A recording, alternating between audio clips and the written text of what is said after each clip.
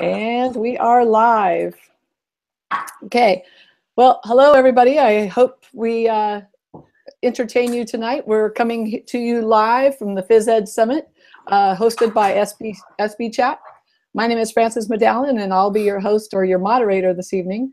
We want to thank the Physedagogy team for creating the Phys Ed Summit and helping Phys Ed or the ESPEchat along the way. We are using a lot of technology tonight, so we certainly hope it goes well. If it doesn't, bear with us. We will keep you updated, and on the side here on your right, you'll see the chat, and we'll let you know what's going on through the chat if we have any problems. Also, we'll be looking to see if you're chatting and saying anything to see if there are problems that we aren't aware of.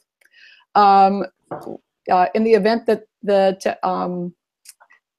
anything else, as you are using Twitter, if you are responding to any of this on social media, please use 2 hashtags. Hashtag number 1 being the ESPEchat, and hashtag number 2 being Phys Ed Summit. Now I'd like to introduce to you Andy Hare. He's coming to us live from Australia. He has a lot of information to share with us. And his presentation today is going to be Gamification of TGFU and Finding the Game Within the Game. It's so exciting. I can't wait for him to share it with you. And here we are. Without much more from me, here is Andy Hare. Hey, good evening, Andy. everyone. How are we? And I'd just love to say thank you to the ESPE team for reaching out and right across the Pacific. It's always a pleasure to connect with you guys. And one of the big things we always talk about with social media is what has it done to our network. And here we are. We met earlier in the year as great friends, and then we had a chat a couple of days ago, and here we are again, and we're ready to roll. And this time we can broadcast sort of an idea that is paramount to the next level of education, but also we'll give people a chance to think about their own practices as well. So I thank you for allowing me to kick things off. I'd just firstly like to say good morning, because it is, well, good lunchtime kind of thing, because it's 12 p.m. Monday morning. I've already gone ahead and this morning, while you guys are sort of finishing off your lazy Sundays, I've been up, I've had a ride, I've had a run, I've done some school visits, and here we are ready to roll with you lovely people. My job currently, I've been teaching PE for 23 years, started a long time ago, and seen a lot of changes and seen some amazing things along the way. And currently this year, I've just finished a research project with the University of Canberra, who I've been working for. And it's called the People Project. So here it is, I'm wearing it loud and proud. It stands for Physical Education, Physical Literacy. And what we did, which is kind of a great segue to what I'm presenting tonight, but what we did is we used instructional coaching with classroom teachers to actually upskill their ability to teach physical education. Because as you know, sitting there and you're going, all right, well, I've seen that before, but you know that the teachers that are in your classroom will engage somewhat in physical activity and often just get out and play a game with the kids. What we've done is we've gone forward and we've encouraged the teachers to teach physical education and have a purpose. If they're going to lay down a half an hour or an hour a week, or even half an hour every day, having a purpose built around what they're wanting to achieve is paramount to the success of the advocacy to their principals. So as part of that, we then started to upskill teachers and go, all right, what are we engaging in with kids? If we're going to invest the time, we've got to invest in the kids. And so that's been my project for the year, and it's been an amazing journey. And we finished our post-test data last Friday, and all the results are going to be published in a few weeks. So we'll certainly be able to send all that out to you guys as well. But what we've got for you tonight, wherever you are, is the gamification model, and it's been seen before. And sort of in recent times, we've had a lot of great educators dabble in it and make some grounds in the work that they're trying to push forward as well. For me, I tend to love to get a glimpse of something and then create my own module around it and create my own understanding. I put together a massive blog post the other day about why this is so important and why I've developed some of these amazing resources that today you're going to be able to download for free. And it was sort of looking at how kids are today, and walking around shops, walking around and seeing kids in cars, even seeing kids walk to school. They're engaged in something on their device. Quite often for our young kids, it's a game. That they are almost past the next level. And so it got me thinking, that for us to really fully engage kids these days, what we need to do is to tap into the psychology which is making them motivated.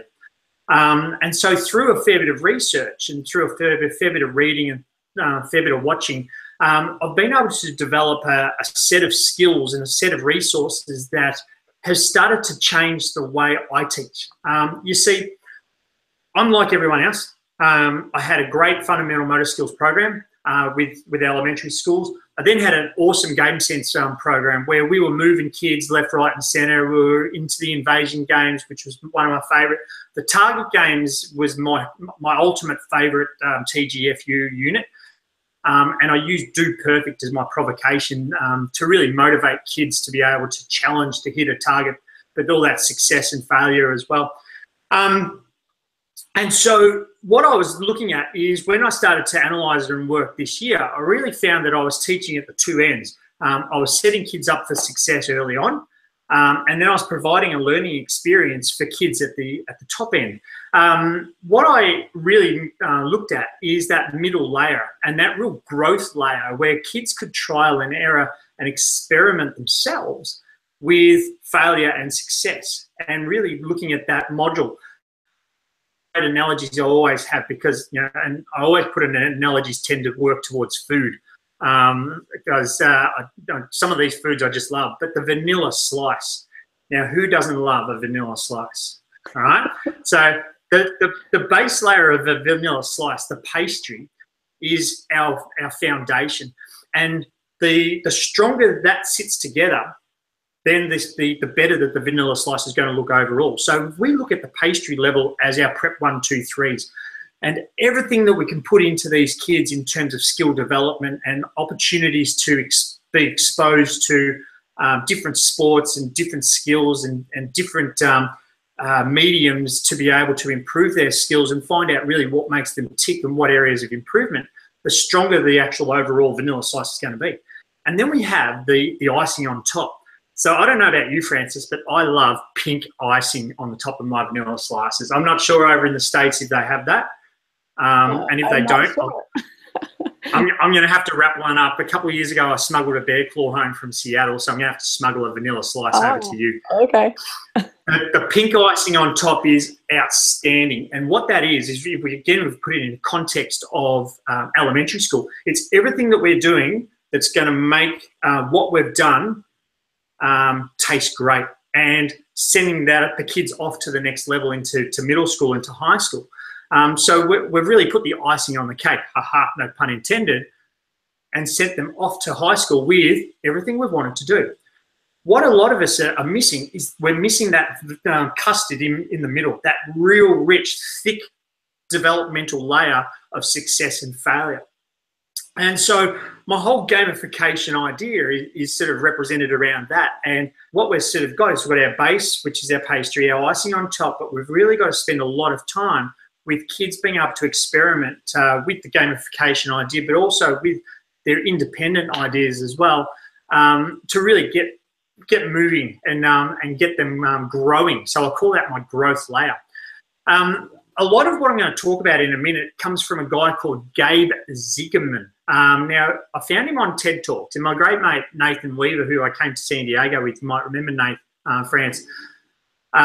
So he's based in Sydney, and he shared this TED Talks with me. And Gabe Zigerman talked all about the different elements of gamification. And I'll go through them in a minute and sort of explain the hows and the whys with it. But if we put it into the context of our kids, so my child, I've got two kids. My youngest is almost 16. And in my blog post, I made mention of my son. My son is actually ranked one in the top 10 in Mario Kart in the world, and he's an outstanding player. And he actually gets on and plays in the tournaments online. And he started about 3 or 4 years ago. And I asked him, I said, "What are you doing, buddy?" And he said, I'm playing a championship. I've got to be home by 12. I said, what do you mean, what type of championship? And he said, "I'm playing the Mario Kart World Championships online." So he got online and started contesting, and here he was contesting with some of the best in the world. And what started to really tinker in my head is that from an early age, he's been playing video games. He's been playing the Xbox, he's been playing the Wii. And he was able to problem solve and really find his way to navigate his own journey through issues. And when he has an issue, he often doesn't ask us to solve the issue. He finds a way to be able to problem solve and move through it. When there's a challenge out in front, again, he's wanting to tinker with that to try and find his way through that challenge rather than ask for what the solution is. And so our kids these days are getting wired towards that direction. Mario Kart is an amazing game to be able to develop that problem solving. Again, with the with the gamification model, when we're teaching our kids at school, it's all about problem solving. It's not about answering the questions, and it's not about being shown what to do. It's about trying to find that middle layer and that growth layer, what works for the kids. So Gabe Ziegerman talks about kids playing video games and how they're developing. He talked about that kids today see things in a completely different way. You and I, when we went to school, even when we started teaching, and probably up until 10 years ago, we taught kids the same way we would have taught them 10 years prior. And that was, here's the task, here's the way we complete the task, let's go ahead and actually play the game and see what happens. Did you have a great time? We had a great time. Great, that's success. Quite often, again, we were playing the game. We were involved in that game. The learning context of it didn't really exist. So what we started to discover, certainly with this gamification with Gabe Ziegerman, is you can have an outfielder in baseball, and that outfielder can be seeing the game in a completely different way, can be trying to read what that player is that's coming up, what their skill asset is like, and that centre fielder then is actually coming in and maximising their opportunity based on what they already know about that batter. So they're analysing and that. And it's the same thing when they play in computer games. If they're racing somebody who's sitting next to them, they kind of know what their asset rating is and what's going to happen. So that's the nature of predictability. Gabe Ziegerman also talks about creativity is one of the last assets children are attaining. Sorry, one of the best assets children are obtaining. That the idea of creativity, certainly in our field with physical education in open-ended scenarios, is such a rich development of the foundation and the building blocks of someone who's going to excel. And when I talk about someone who's going to excel, that's a growth level. If we've got a child that is, say, a rating of growth level 1 out of 50, if they go up to number 2, they've excelled because they've grown. And it's for us as teachers to actually foster that creativity in 26 different ways if we've got 26 kids in the classroom. On top of creativity, Gabe Ziegerman also talks about problem solving. And I'm not sure if you've sat back, and people that are watching today have sat back and actually gone in, and because they're actually constrained to amount of time, have gone in and actually solved the problems that are existing in our PE classes, because we've only got 50 minutes, so we have to get on with the task. And so us teachers are trying to hurry up learning by giving the answers, whereas the problem-solving element exists, and what we really want to try and challenge kids to do is solve those problems regardless of whether time's still ticking or not. So that becomes a really powerful tool. Andy? And the last, yeah. One of the questions that has come up is, how is gamification different from teaching games for understanding? So what I'll show you with some resources in a minute. Teaching games for understanding, a lot of teaching games for understanding is guided discovery, where we as teachers, the realms of what we're asking the kids to do. Say, for example, in invasion games, moving into space. We'll hear that a lot. So what we ask the kids to do is set up small-sided games. Let's move into space. If you don't have the ball, we want you to move into space to be able to receive the ball.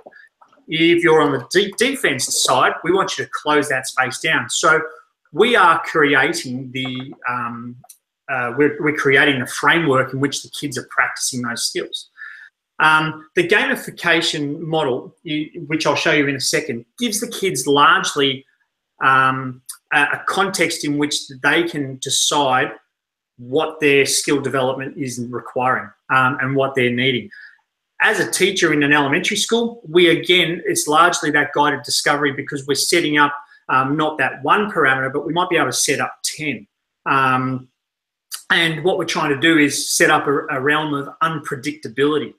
So where your teaching games for understanding, a lot of our teaching games for understanding can be predictable because they are scenarios that we're setting up. The gamification side of things is bringing that unpredictability, so the kids are having to respond a completely different way. What I find a great difference is if you look at a game, say, for instance, Spikeball, and I say Spikeball, I've got to present on Spikeball in Hong Kong this weekend. If we look at the game of Spikeball itself, and you say Francis and Seth Martin, you might be on one team, and Steph and myself, we might be on another team. Now, if we play that game, that's going to be pretty cool. The teacher's going to come along and go, okay, I want you guys this time to really make sure that you use 3 passes every time you bring out the ball. What that does is that sets up that goal for the whole group to use. What the teacher really wants to do obviously with gamification is try to set up that unpredictability. So what our kids might do is that yourself and Seth, Francis, you might have to try and win 5 points in a row. Stephanie and myself, we might have to win a point using our non-dominant hand. And what we're trying to do is force that as a context of part of the game, but unknowing to the other person. So what you're trying to do is force us to obviously lose a point. We're trying to win the point using our non-dominant hands. You guys are trying to win 5 points in a row. Once we do that, we can actually tick off a box that we've achieved that little task. It does have the elements of the same way TGFU does, but it has a lot more flexibility in terms of independent learning.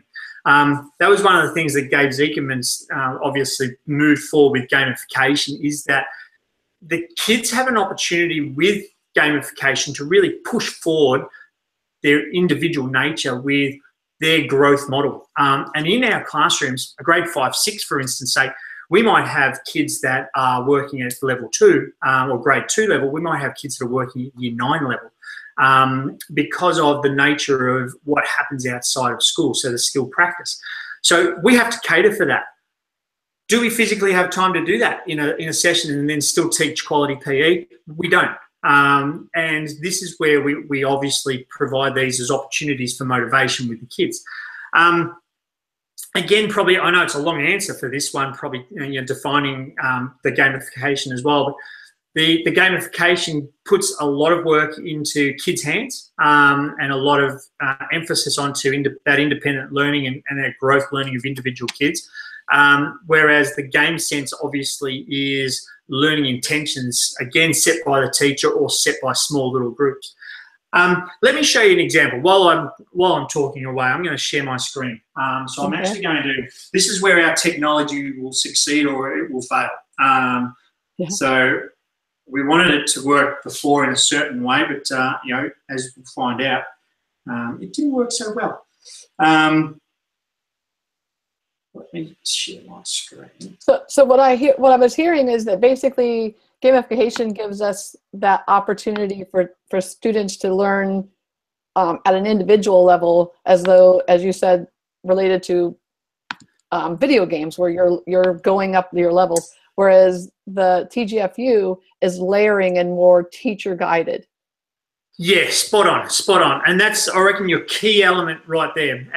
And if we pack it with the theory here that kids are addicted to the gratification of success. Quite often, if they're playing a game against somebody else, then they're not going to achieve that success if they are being beaten up by that other player or dominating that other player. It becomes too easy.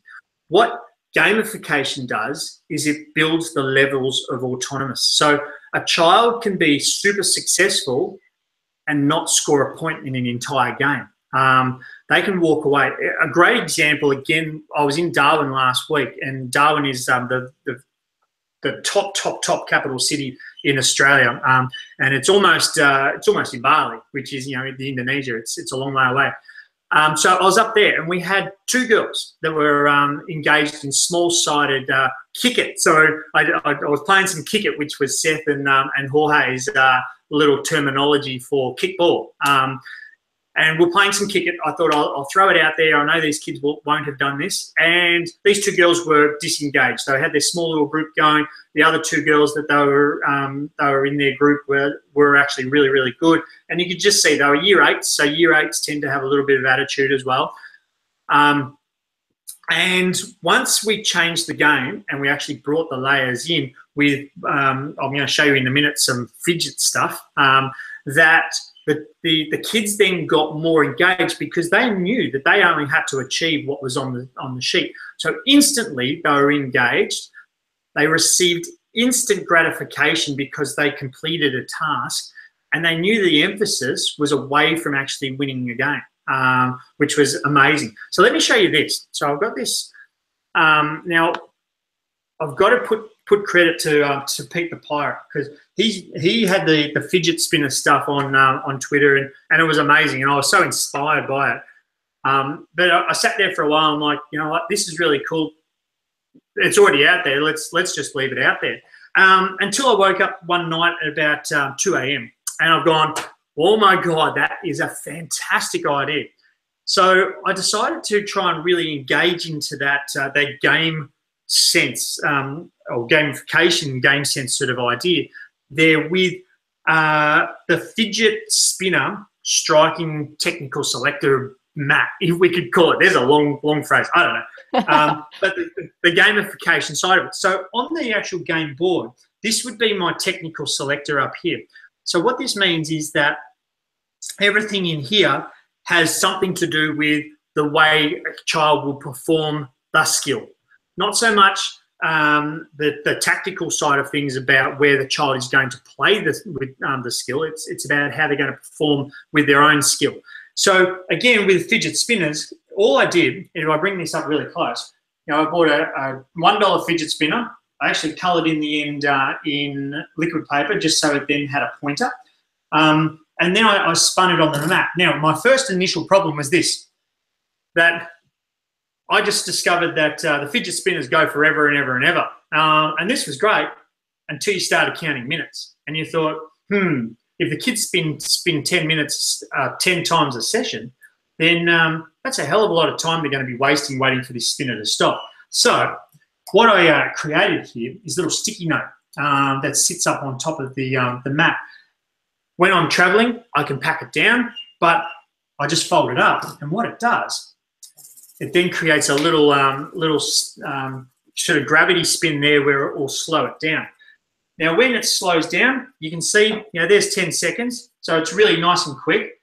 It'll then land on a section where well, I'm going to say land on this section. I know it went back. And this section said, strike a ball through the field with the ball staying low to the ground, so that the child straight away goes back into the game, or it's their turn to bat, and their job when they're batting is to try and achieve that skill. So they're looking at what they're doing with their performance. They're looking at how they're standing. If we take for a game of cricket, for example, how they're standing and how they actually have to hit that ball, so that ball will then go through the field. And it then really starts to create that idea there that the child can be super successful. We might give that child, in a game of cricket, for instance sake, in an over, they have six balls. So in a game of baseball, if the child hits it once and they go out, they're at the back of the pack. But in a game of cricket, there's 6 balls in an over, and normally when you play cricket inside physical education. Kids might bat for a couple of overs, but this is where your small-sided games really come into play. And even if you are playing t-ball or softball or baseball, you can change those games around that child might have 6 bats before they then go out and become a fielder. They might achieve that. If they achieve that, they can come back quickly and they can spin again. Or for their entire bat, they're trying to achieve that task, and they might achieve that 4 or 5 times. Then it comes up again and it says, when striking, have 3 hits where the fielding team is unable to stop the ball. So that child then comes up and they have a look where the fielders are, and they've got to think about their skill, how they hit the ball, and where they're going to hit the ball, because they don't want the fielders to actually stop the ball. That becomes a really big asset to the idea of what we're trying to do. It becomes part of that gamification model, because kids then start to think about what the individual things are that they can achieve, rather than the overall learning intent or the overall game itself. You know, how many of us sit in a game and we hear the whispers from kids that are not motivated or not active in the class, going, this game's boring. So this really helps aid with that boredom. On the opposite side of that, we have then the fielding, because obviously if we're motivating the striking team, we've got another set of kids out there doing something completely different. So we want to give them the same opportunity. Before they go out on the field, they might have been in the batting team, and the teacher might go, well, make sure you've all got your learning objectives, your Fidget objectives. So they do a quick spin, and obviously you wouldn't have one for 12 kids or one for 5 kids. You'd actually have a set of maybe 10 set up. That's why I have lots of fidget spinners. This one, catch a ball in the outfield greater than 15 metres from the batter. So catch a ball in the outfield greater than 15 metres from the batter. So that means that if a child lands on that, they've got to look at where that 15 metres is, and what they really want to try and look to do is to maximise their opportunity, knowing what that batter is going to do and where that ball is going to land, because they are trying to achieve that task. Now, someone else on their team might be run to your right or left to stop a ball. So they're obviously looking at that same ball that's about to come, and they're trying to predict, if I stand exactly where this ball is going to go, I'm not going to move over from where I think it is, then I'm actually going to have to go to the left or the right. With our game, a lot of our striking and fielding games here in Australia, if we're not playing, say, your traditional baseball, softball over in the States, we're using bare hands. So the kids are using that raw talent that they've got there. Another great one there is chase a ball down and relay throw it back to the pitcher, or back to the pitcher or the bowling area. So once again, kids are starting to think their way through different elements. As a teacher, we would not be able to give the kids, okay, I want you to remember this. Everyone has to remember each one of these, and see if you can get 3 of them. And all of a sudden you read out all 8 things. Well, you know that child is going to forget what the first 7 are, and they're going to remember that last one. So it puts that emphasis on kids. And I have the fidget spinners because I just wanted, when I woke up that night, I thought that'd be a cool idea with fidget spinners. Not going to work for everyone, because a lot of people sometimes, windy day, these are going to fly around. The fidget spinners may become a little bit distractive for some people. So you can think of different ways, but you're actually able to turn this into your own little journey. Let me show you the spike ball one. Just so saying, people are... Andy, just saying, Barbara Christ came up with using the front of a binder and putting it in that front pocket, because it's cardboard, it stays down. Yeah. Yeah, absolutely. And when I was up in Darwin, we had the clipboards similar to this. And just we're able to clip this down like this, and then we're able to keep that secure, because then that sort of allowed everything to stay in place. So again, this was my spike ball one, and this will be the last one of these I show. But say using all 3, using all 3 passes with your teammate for 2 consecutive shots. I'm not sure if you've played spike ball, Francis, but that's hard to do. as a group, have a rally that lasts for 5 or more passes. So all of a sudden, you are trying to beat your opponent as part of that game. But if you're needing to, as a group, have five rallies as the ball passes through, that counts as 1, then all of a sudden you actually need to use the other 2 people on the other side to achieve that. Serve an ace, which the opposition does not touch, blah, blah, blah, blah, blah. So these can be all personalised, and certainly the offer is out there for anyone that, if this really motivates you and you just go, wow, you know what, I've got 8 cool things to do as well, then I'd love for you to send me a message and I'll send you the AI files from Adobe Illustrator. You can create yours, send them back, and then we'll throw them in we'll continue to add them to our ebook, which you guys will download. So that was that. So while I've still got the camera going, I want to sort of show you kind of where it all started as well. And it all started from this. So this here is my gamification model. I'll see if I can get in a little bit closer with that. So this here was sort of the idea I had to clear my head. I won't say it in any simpler terms. All I wanted to do was clear my head so I could go back to sleep. And so I started to sketch all this up. And obviously, with the gamification and all of that type of stuff, then, we got Mario over here and we got that little dragon thing there. And my son said, oh, you got to put the little stars and the love heart on because they give you different powers. It was really cool. But again, it was looking at this one was a personalized tick chart. So again, we had the game sense idea, which all this can lead into. So the game sense is a lot more explosive in terms of, as you're playing that whole game, the teacher can think, all right, with your learning intent, so I want you to think about this, I want you to think about that as you're playing. But this model is allowing the kids to slow that process down. And this one here, the first time I presented on this one here, again, we used the game of kickball because I thought if you can make anything work with kickball, then it's actually a good idea because kickball, no joke, is probably the most boring game in the world. A lot of classroom teachers go to it. And that's kind of why I wanted to beef it up. So in that game, we had a look at, say, box 1, strike the ball to the outfield and make it safe to the base. So as a team, the team were looking at this as a striking element. So the team was coming together and we had 6 on 6. As soon as someone did one, you put a tick there. Another person would come up and they might have gone, sorry, there's a couple of spaces that I've missed there, but strike the ball and run 3 bases only. So someone might have come up and gone, well, just made it for 3 bases, let's tick that off on our sheet. You've then got a child that comes up and they strike the ball and help another teammate to score a run. Awesome. So it only leaves 3 opportunities.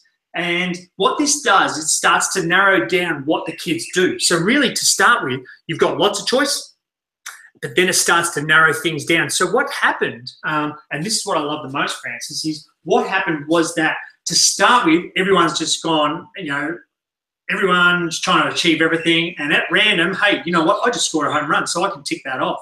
But what happened at the end was that individual coaching then came into play because they knew that this one they hadn't achieved. Strike the ball hard and flat so the ball bounces in the infield, and they knew that they hadn't achieved this one. And what happened then was that the teams were, or the players in each team were starting to coach each other and give each other critical feedback to be able to better their team's opportunity to achieving the win. You don't see that a lot when you're playing a game like striking and fielding, like baseball or stuff like that, because when you're the batter, you're thinking about how you're going to hit the ball nice and hard and really be successful yourself. So that's kind of where it started. It then beefed up a little bit, and we went to thinking about things and thinking about the different levels because I love level teaching. And we thought about, okay, if we're going to do this properly, we're going to have striking focus, so we can make it specific. So this is exactly the same as our last card. You can see there. But when it comes, obviously, one's in colour, one's not. My photocopy budget only lasts so long. But what it does then is it allows a pattern to be developed because in the ebook that you've got striking focus 0, then you've got striking focus 1. So kids have come in and they've gone, we've done this card 2 weeks in a row. can we do striking focus 1? So striking focus 1, strike the ball so that it reaches the boundary. This is more of a cricket terminology. I tried to keep it fairly general so it can be achieved, so a teacher can interpret it any way they want. It clears the boundary on the full, or like a home run. Strike the ball behind the bowler by advancing towards the bowler with your feet. So you're starting to move down towards the bowler or the pitcher and trying to hit that ball. So it starts to give different little focuses, but it ups the challenge. Striking focus 2 takes it to the next level. I'm currently working on 3, 4, and 5, which extends it again. So what we're looking at with that level learning is that a team or a child might achieve card 1 in, let's say, a class and a half. Then striking focus 2, it might take them 3 or 4 classes with trial and error. You give the kids opportunity to practice in small teams, come into a bit of a larger game. You know, I'd never go 12 on 12 in a class because you got too many kids standing around. So my max is probably 6 on 6, and that's that real small game focus. So that starts to really pattern that level of achievement. It gives the kids, like Gabe Zekerman says, intrinsic motivation. He talks about dopamine pleasure with the chemicals. He talks about kids with the fluid intelligence, thinking their way through a problem and creating on the fly. What we're looking at this day and age, and here with cricket's a totally different game to baseball, but has so many similarities. What we're finding is that in cricket, when we talk about creating on the fly, with cricket, once upon a time, we used to teach kids stand side on, step forward, play the ball. If you're right-handed, you face this way. If you're left-handed, you face this way. Hands on the bat like this. With cricket, our professional players are changing the game they play. They might be standing, facing one way, but all of a sudden they'll change which foot goes forward and hit the ball in a totally different way. So what that's doing for us is thinking as teachers that, all right, we'll give them the base level of skill, but then we'll change the challenge. And if we change the challenge, it changes the way the kids are actually responding to that challenge. They're having to have that fluid intelligence to think their way through that problem and creating on the fly. And what it does is it produces a greater performance. We're not saying the kids are right or wrong for actually having that cross grip now. We're saying, show me what you can do with that. This is really that research that's looking forward to that next level. Now, So you're layering, you're allowing the kids to think through their own problems, and problem solve as they're moving forward. And correct. Perhaps maybe your next layer is thought through from what they've done or where they're going. Correct, because striking focus 5, what I'm planning here is empty boxes. So the kids are writing up their own goals. There we go. And they're thinking through that, and they've got that total inquiry model where they've developed that thick layer of custard for that vanilla slice, and then they've gone, do you know what? I am going to try and do this. And they might be, strike the ball hard and flat, so a fielder catches the ball on the boundary line, but then drops it. So because the ball's moving so hard, so they've got to think through that and how they're actually going to do that. And it actually relies on the delivery that's coming to them as well. So it's not an easy thing to choose. That's a really terrible example that I just gave you.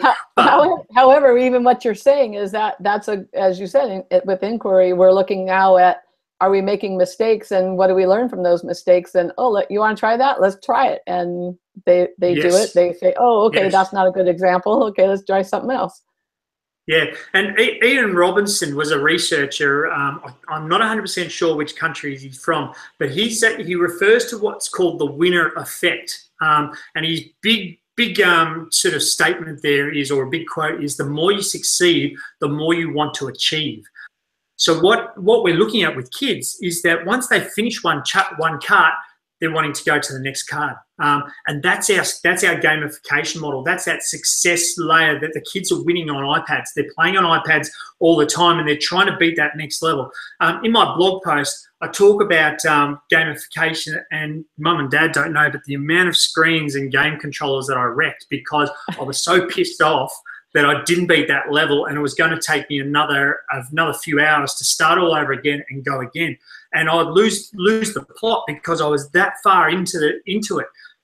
Desire, and with that desire, I then built through that idea of succeeding more because I wanted to achieve more to get through.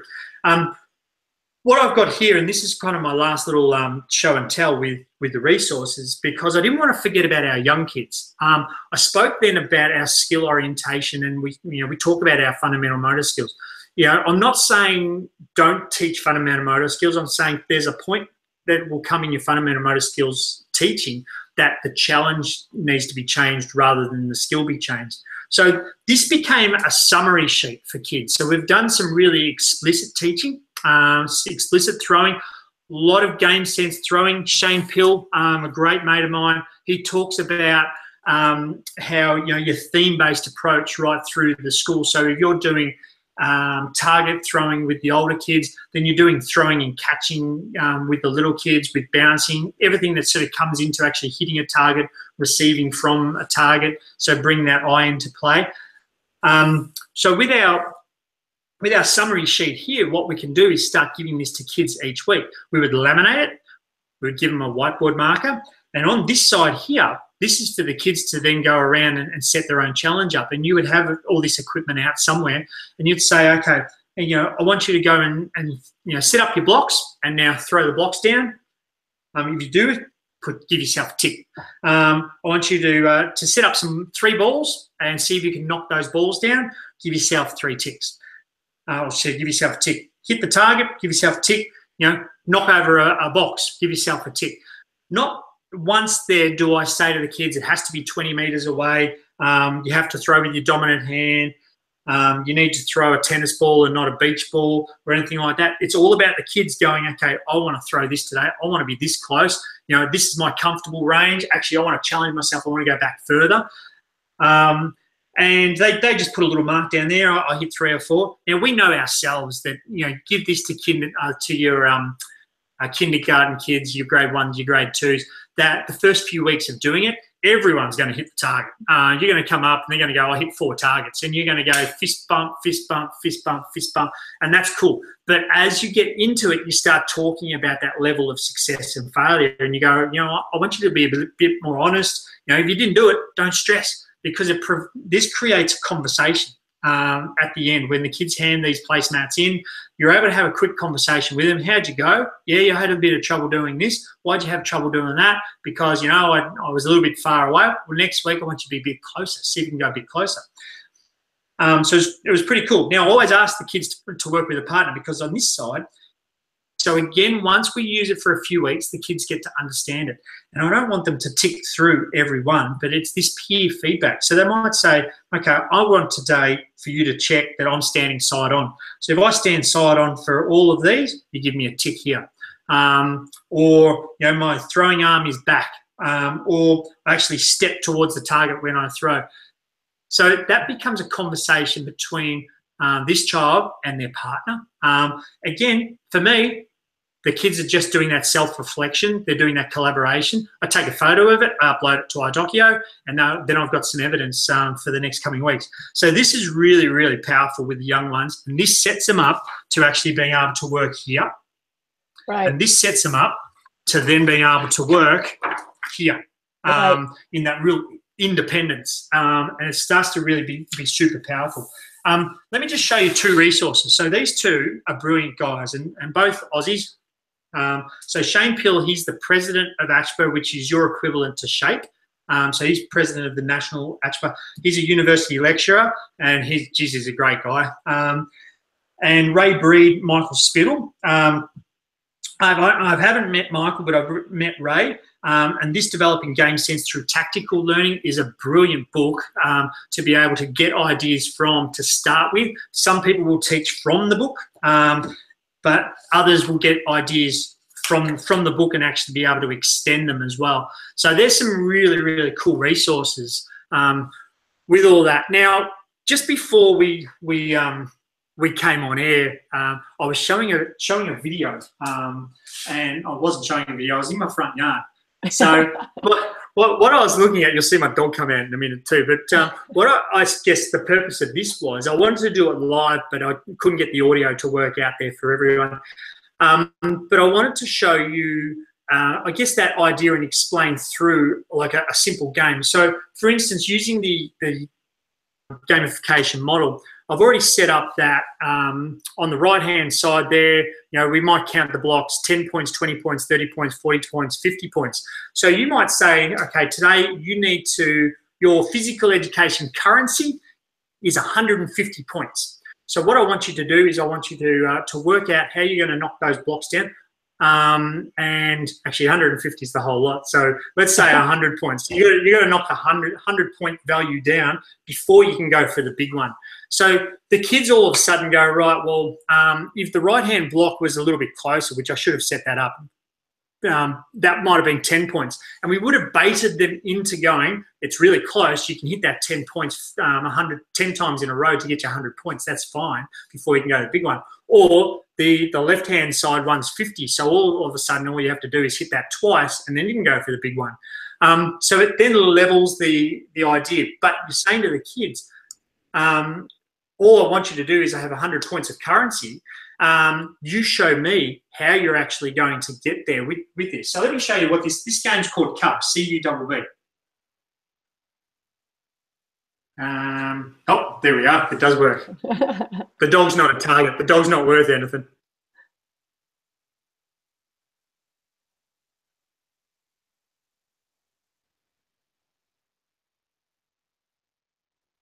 So there, on our points, I've got 20 points there.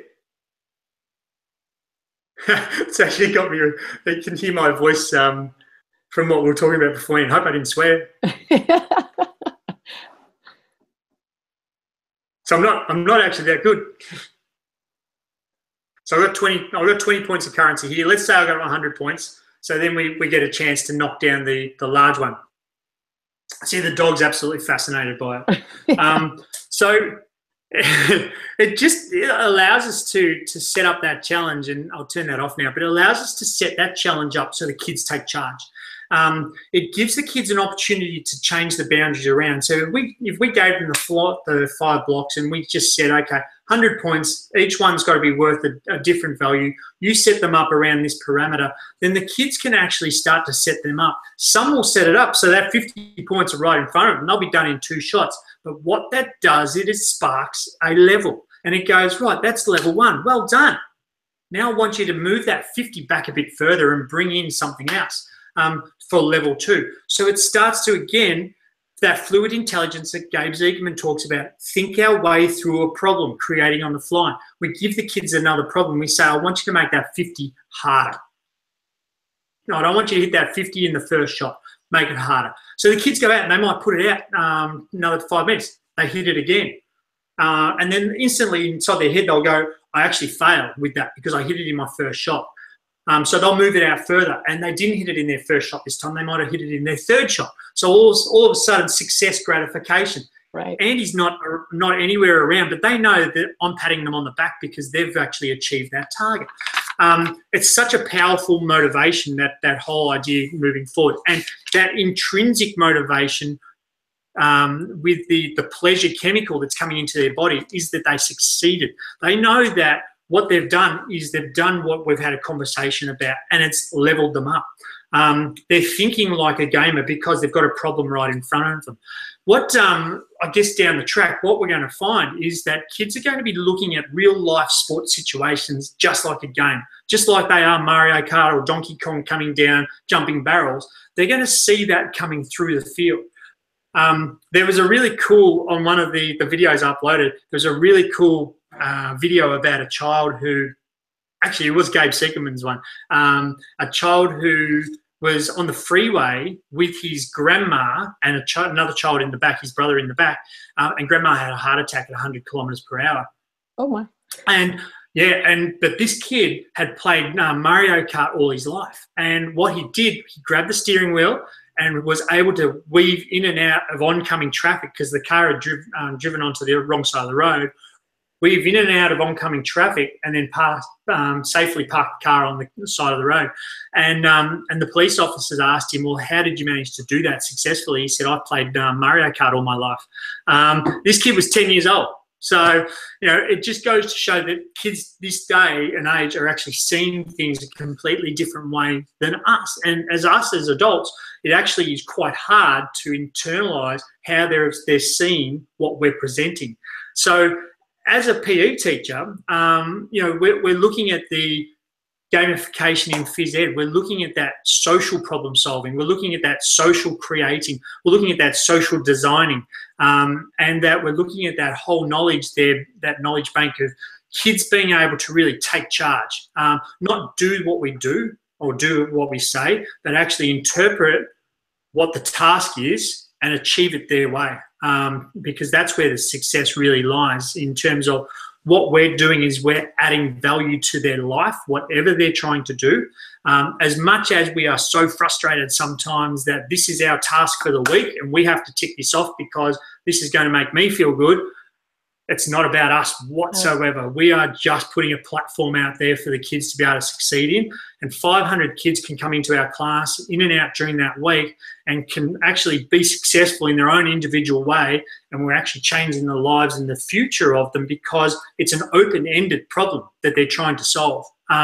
So creating new undiscovered ways to complete tasks is the essence that we're looking at.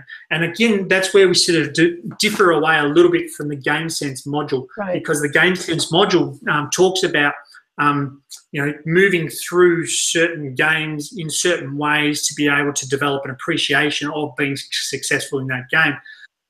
This gamification does add value to that, but it also goes further as well.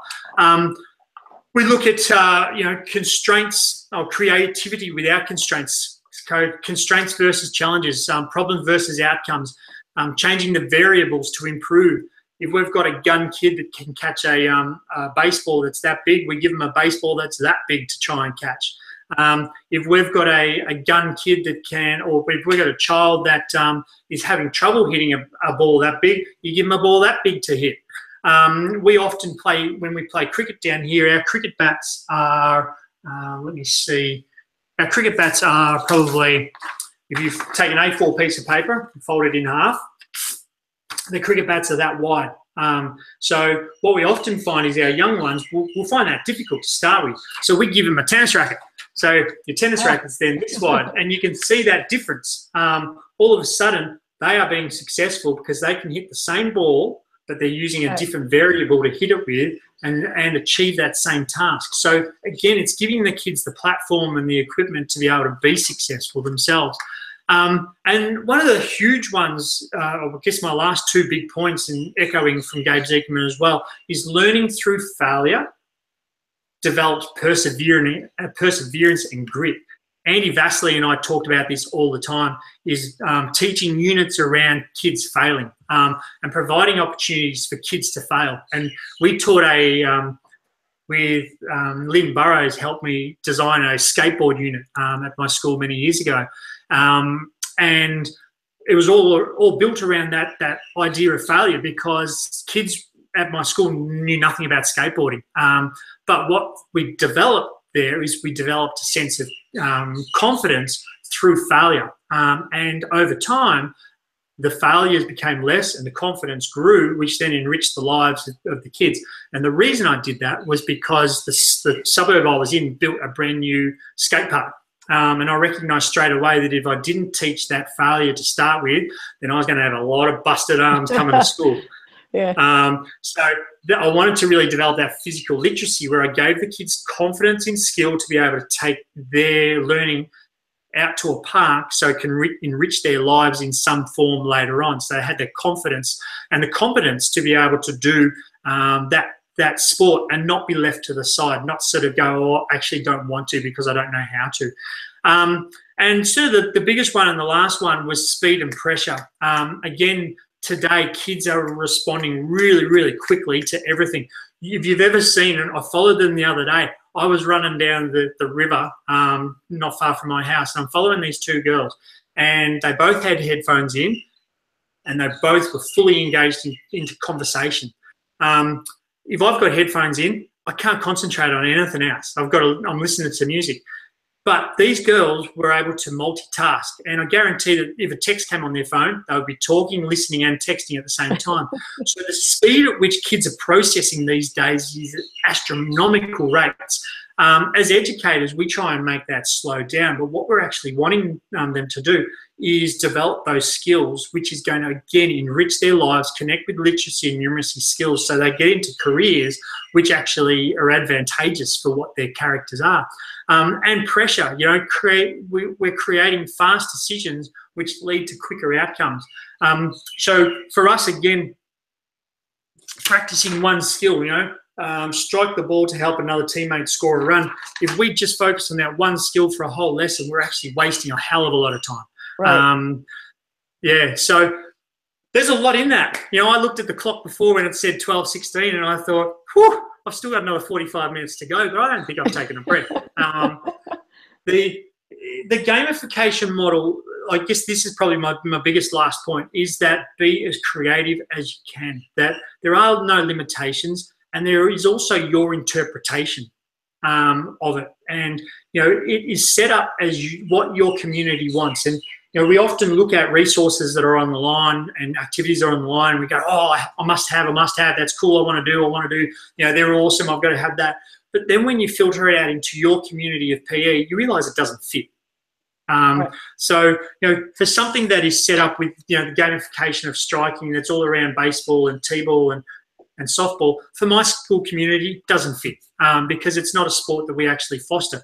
We're looking at striking and fielding, and with that on flow of physical literacy, our clubs around are set up around your cricket club, which is probably one of the big ones. So we would be tailoring those skills towards the game of cricket, but at the same time, every now and then we'd throw some loose ones in there to be able to go hit a home run, which will make the kids go, what the hell is a home run? So we then have that learning opportunity for them to go, well, can someone define that?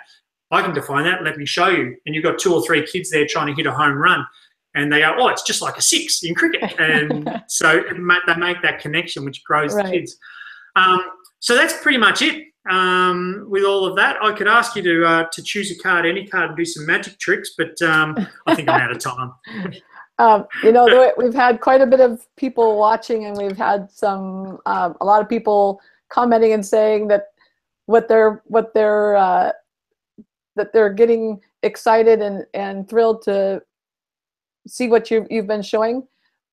They are also saying that they're now ready to go start making their own sheets, and everybody was asking about the link to our Weebly site. I did put that on the YouTube chat, so that is up there for the Weebly site. So that's up there. But yeah, people are being very excited about what you're showing. And some people are already asking if it's going to be archived, and yes, it is. Because they want to watch you again. That's great. That's great. I'll share this. I know that everyone's got this, but I will share it anyway, so we can have a look through it. All it is, this is just the resource page. So that's sort of a motto that I go by. When I went to Seattle Shape Conference many years ago, I had the pleasure of catching a fish at the fish market down in Seattle at Pike's Market there. So I always love that, choosing one's attitude, playing at work, making someone's day, being present. Right in the moment there, like we are in this beautiful hour, this last hour, being present to everyone that's out there. But this is where it gets really cool for you guys, because right here is the blog post and ebook download. So you can read sort of a little bit about my mentality and how I've sort of addicted to the gamification model, but also the ebook download. So that's got 35 pages in it at the moment.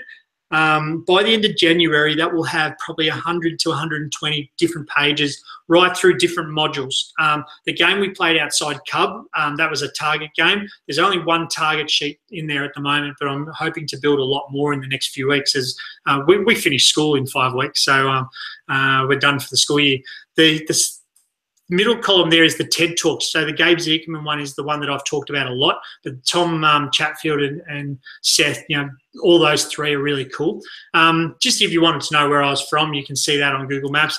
And there's a download certificate there, which is Autocrat. So if you fill in your details, you'll get a little certificate for being present with us today as well. And certainly really, really cool.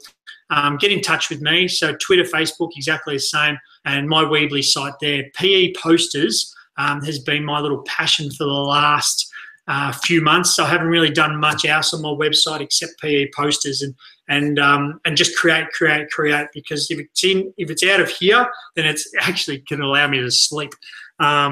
This Andy Vasily did this to me many years ago, and it was probably the best thing that he ever did. He said, get yourself a book, and every time you have an idea, start writing. So this book here is my third book for the year that I've finished, and I think I've got that many pages left to fill in.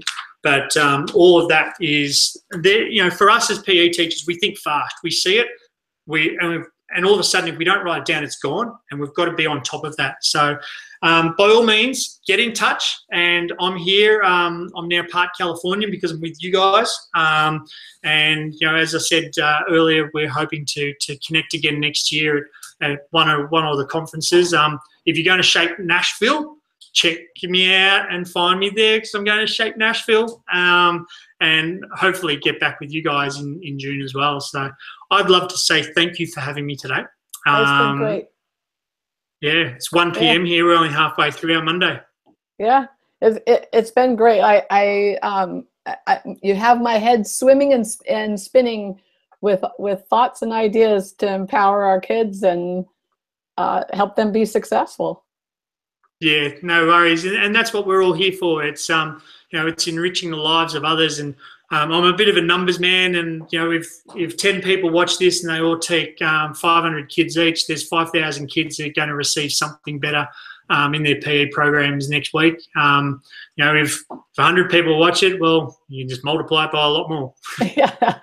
Okay. Well, thank you very much, everybody, and we hope you enjoyed this broadcast by Andy. If you want to see more, I've posted the link just a few moments ago. Again, I posted the link so that you can see what he was just showing us. And let's see if there's anything else I need to tell you about. The YouTube site will be available as soon as we are over. It's live. It was live now, and as soon as I hit stop, it'll be available to rewatch as many times as you'd like. Yeah, I think that's all I have to say again. Stay tuned for tomorrow. We have more to come. I'm sorry I didn't look up to see who's coming up next tomorrow, but we have 2 more fantastic presentations to go tomorrow, and then on through the week. Yeah, I think Mr. Will's on tomorrow. Oh, is Will tomorrow? Okay. Yeah. Then we have another great idea coming to us from Will tomorrow. Okay? Yeah. Okay. Awesome. Well, thank you, See everybody. you later, team. All right. Bye.